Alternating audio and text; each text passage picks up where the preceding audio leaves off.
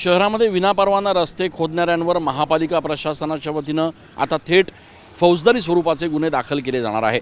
शहरातल्या अनेक भागामध्ये ऐन पावसाळ्यामध्ये रस्ते खोदले गेल्याचं महापालिकेच्या निदर्शनास आलेलं आहे। अनेक ठिकाणी खरं तर कुठल्याही परवानगीशिवाय अशा पद्धतीचे रस्ते खोदल्याचं देखील पालिका प्रशासनाच्या एकूणच या सगळ्या निदर्शनास आलेलं आहे।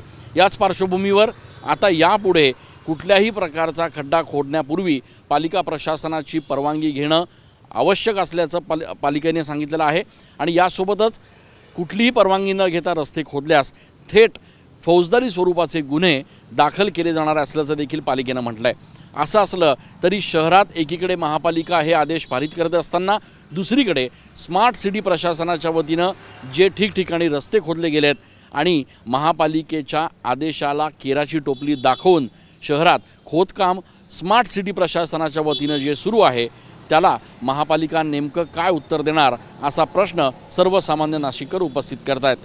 कॅमेरा पर्सन आकाश येवलेसह मी चंदन पूजाधिकारी TV9 मराठी।